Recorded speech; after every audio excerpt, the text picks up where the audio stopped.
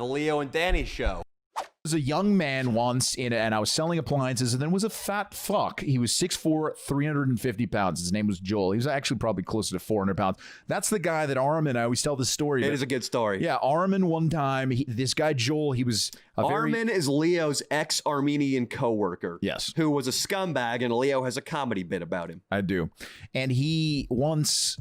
Look, okay, so Joel came over and was kind of lecturing on how you can't give free delivery for these dishwashers because it's free delivery with a rebate. So you have to charge it and then give him the rebate for him. Joel was a stickler. He was very... And Armin would say whatever he needed to say to make a sale. Absolutely anything he needed to say to make a sale, including just lying all the time. But so this time he was sitting, there was a woman and a man waiting to buy this dishwasher. He turns right in front of him, looks at Joel, and he goes... Oh, okay, Joel. How about you lose some weight so if you fall to the ground, we can pick you up to take you to the hospital?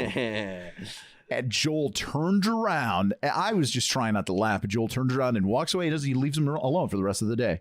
But Armin got that sale, and he gave him the free delivery like he usually did. My favorite thing that Armin would do, though, is like on sale days, he would say like 30% off Friday, Saturday, Sunday with the dates. And he would be like, yes, we have the sale, but tomorrow it's going to be gone. And they'd be like, but the sign says Friday, Saturday, and Sunday. He'd be like, who are you going to believe? Me or sign? And it would work. Did he really say me or sign? Or did he say me or the sign? No, me or sign, And are you just subtracting the word the for a comedic effect? No. That Armin was he had the strongest accent. Yeah, it was broken Armenian. There were enough Armenian customers coming in Burbank that he also probably 50% of his sales were Armenians. Good. Because they would come in and they'd be like, if they saw me, they would just come up to me and they go, Armenian. And I'd be like, Armin. Yeah, like they would not speak. They didn't even know how to speak English. So the reason he would do that is because in sales, you learn that time kills all deals. Yeah.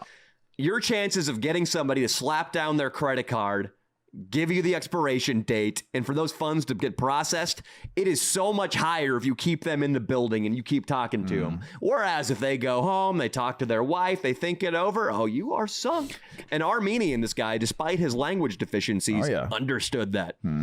And also, I was just thinking, you telling me about this Armenian, about what an insane phenomenon the band System of a Down was. A rock band composed entirely of Armenians. They went to Grant High School. Yeah, they were there before I was. They're older than me. I think they're in their 40s, right?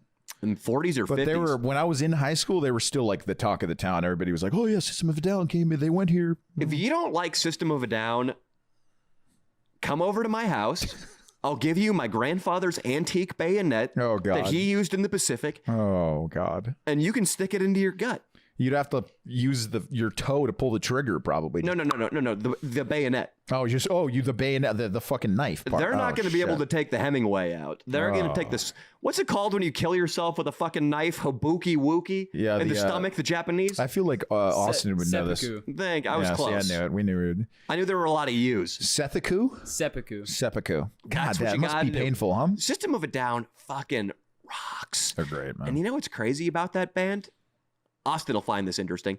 The drummer is an aggressive conservative. Aggressive. He used to go on Loveline all the time is why I love him, because Loveline is one of my favorite radio shows. It was great. And by the way, this weekend I made a pilgrimage to the studio they recorded it at. Oh, wow. Westwood One. I went there, I parked outside the door, and I just let the energy of one decade of radio genius just waft out the windows, and I tried to soak it up for this episode.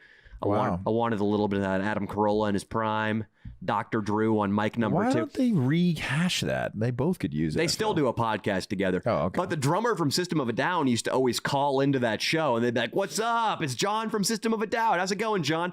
And he would just report in on what porn he'd been jerking off to. That was the attachment him and Adam had, was about porn. And then, I guess he listened to the show long enough, Adam's conservative politics rubbed off on him. And so now if you go to his Instagram, it's like, what do socialism and prison have in common? Everybody wears the same outfit. Everybody makes the same income. Everybody eats the same thing. There's no progression. It's that kind of meme is what he's got going on. And then him and Serge, who's a socialist, and if you've listened to the lyrics of System of a Down, they're all very anti-establishment. They got in a Twitter war a little while ago. You should look this up, Austin. It's brief enough that you could read it. We'll keep talking, but let us know when you've pulled it up. It's John or just System of a Down, politics, Twitter war. That's all you need. Armin's a big conservative. It is a thing. Armenians love Trump. They loved him until like he wasn't as supportive as he should have been for their taste against this whole Turkey debacle that happened. But some of them still love him. It is funny that the Armenians are conservatives, though. I guess it makes sense a little bit. They like to fuck around with the system. They love God. They do love God. Yeah, that's the thing. Yeah. That helps. They're big into God.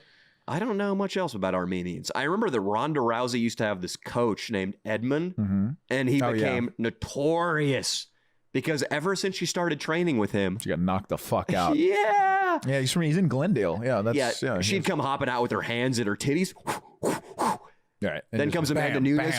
Yeah. Left hook, straight right, left hook, uppercut, unconscious. Yeah, no head movement, no nothing. Travis Brown, a heavyweight UFC fighter who was fucking and then married Ronda Rousey, he started training at Edmund's gym. Oh, God. The Armenian guy. He went out, his next 7 fights, hands at his nipples, waded out into the middle of the ring. His opponent said, jab, right uppercut, left hook, straight right, and then Travis Brown lost 7 in a row. Jesus. He's the worst trainer he's the most notorious trainer in the history of MMA. There's in boxing, I guess there's numerous that are just like, go out there and trade. But there are some legendary ones. There was one Goosen who he was responsible for one of the greatest fights you'll ever see. But it was crazy that he was telling this guy to exchange after he had been knocked down 4 times, and he had knocked down the other guy 3 times. But then he knocked him out when he knocked him down the 4th time. But it's like a crazy round. Sometime we'll have to watch it sometime. It's insane. He gets knocked down twice, and then he gets up and he goes over to his trainer, like wobbles barely. The guy puts his mouthpiece in and he goes, "Come on, go out there and show him what you got," instead of like, hold on, like get back to the corner. Didn't give a shit about the guy, I guess, but it was the craziest fight round. Sounds like the trainer who gave Freddie Roach Parkinson's. Yeah, I've been reading about Freddie Roach. Freddie was a catcher, bro. He would just wear it in the face all day. They call those catchers? They call in boxing, that's a term for guys that just they brawl and they don't have defense. A catcher. What do they call the guys who get fucked in the ass? Well, those guys are just faggots. That is the boxing lingo, kids. That's the now boxing you know. lingo.